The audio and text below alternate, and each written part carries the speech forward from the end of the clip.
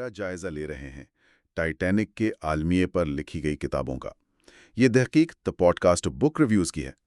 مقصد صرف کہانی سننا نہیں ہے، بلکہ دیکھنا ہے کہ انسانی غرور، ٹیکنالوجی اور سماجی رویے وہ سب کیسے اس میں نظر آئیں۔ جی بالکل، ہمارے پاس تحقیقی کام بھی ہیں، بچ جانے والوں کی اپنی کہانیاں، یادداشتیں اور کچھ افسانے بھی ہیں جو اس واقعے سے متاثر ہیں۔ اچھا۔ تو ان سب کو ملا کر دیکھیں تو یہ صرف ایک جہاز ڈوبنے کی بات نہیں لگتی، یہ اس زمانے کی سوچ اور انسانی فطرت کا ایک عکس ہے۔ تو آئیے شروع کرتے ہیں جہاز کی تعمیر سے۔ وہ جو مشہور دعویٰ تھا کہ یہ ناقابل غرق ہے، کتابیں کیا کہتی ہیں اس بارے میں؟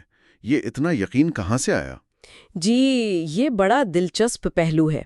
کتابیں بتاتی ہیں کہ یہ صرف انجینئرنگ پر فخر نہیں تھا، یہ اس دور کا ٹیکنالوجی پر ایک قسم کا اندھا اعتماد تھا۔ اچھا۔ ایک سوچ تھی کہ انسان نے فطرت پر قابو پا لیا ہے، اور ایک کتاب خاص طور پہ یہ بتاتی ہے کہ صرف لائف بوٹس کی کمی نہیں تھی، وہ تو تھی ہی، جی، بلکہ جہاز کے جو واٹر ٹائٹ کمپارٹمنٹس تھے نا، ان کے ڈیزائن میں بھی کچھ ایسی خامیاں تھیں جن پر اس وقت وہ کہتے ہیں نا زیادہ دھیان نہیں دیا گیا۔ پانی بہت تیزی سے پھیلا ان کی وجہ سے۔ اوہو، تو یہ صرف لائف بوٹس کی گنتی کا مسئلہ نہیں تھا، مطلب ڈیزائن میں بھی۔ ٹھیک۔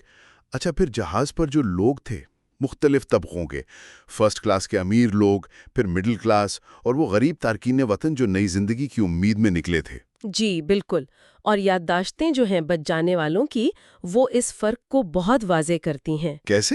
ایسے کہ فرسٹ کلاس میں تو جیسے ایک الگ ہی دنیا تھی، لوگ بے فکر تھے جب تک کہ بالکل آخری وقت نہیں آ گیا، جبکہ تھرڈ کلاس میں خاص طور پر جو نیچے کے ڈیکس پر تھے، وہاں شروع سے ہی صورتحال بہت مختلف تھی۔ افراتفری زیادہ تھی وہاں۔ جی، اور ان کی رسائی بھی اوپر کے ڈیکس تک آسان نہیں تھی۔ تو یہ جو طبقاتی فرق تھا، یہ صرف سفر میں نہیں بلکہ بچاؤ کی کوششوں میں بھی بہت بہت واضح طور پر سامنے آیا۔ یہ تو افسوسناک ہے۔ اچھا، حادثے کی وجوہات پر آتے ہیں۔ یہ بات تو بہت عام ہے کہ برفانی تودے کی وارننگز کو نظر انداز کیا گیا۔ کیا کتابیں اس کی کوئی خاص وجہ بتاتی ہیں کیوں نظر انداز کیا گیا؟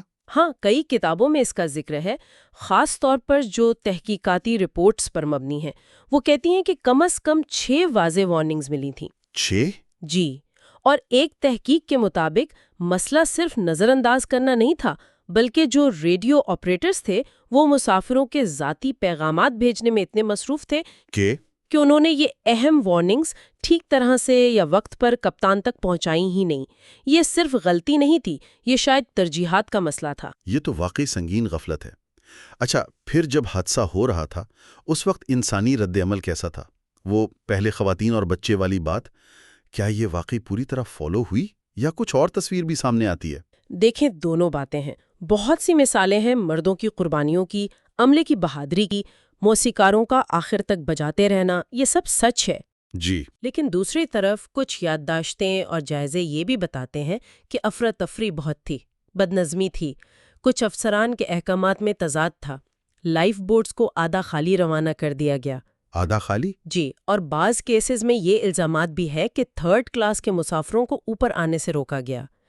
تو صورتحال مثالی نہیں تھی، یہ انسانی فطرت کے دونوں رخ تھے وہاں، قربانی بھی اور خوف اور افراتفری بھی۔ صحیح۔ تو ان تمام ذرائع کو، ان کتابوں کو سامنے رکھتے ہوئے کیا اہم اسباق نکلتے ہیں جو آج بھی ہمارے لیے اہم ہوں؟ میرا خیال ہے سب سے بڑا سبق تو شاید یہی ہے کہ قدرت کے سامنے انسان کتنا بے بس ہو سکتا ہے۔ ٹیکنالوجی کتنی بھی ترقی کر لے، ایک حد ہے۔ عاجزی کا سبق۔ جی، عاجزی، اور یہ کہ غرور، حد سے زیادہ خود اعتمادی، اس کا انجام کیا ہو سکتا ہے۔ لیکن ساتھ ہی مشکل وقت میں انسانی ہمدردی، قربانی، یہ جذبے بھی لازوال ہیں۔ اور نظام کی اہمیت، قانون، تربیت۔ بالکل۔ حادثے کے بعد جو تحقیقات ہوئیں ان سے بحری قوانین میں بہت تبدیلیاں آئیں، بہتر تربیت، ہنگامی منصوبے، ان سب کی اہمیت واضح ہوئی۔ اور یہ باتیں آج بھی اتنی ہی اہم ہیں، ہے نا؟ ہم آج بھی نئی ٹیکنالوجیز پر، جیسے آرٹیفیشل انٹیلیجنس ہے یا خودکار نظام ہیں، ان پر بہت زیادہ انحصار کر رہے ہیں۔ جی بالکل۔ تو کہیں ہم وہی پرانی غلطی تو نہیں دہرا رہے؟ یہی سوال ہے۔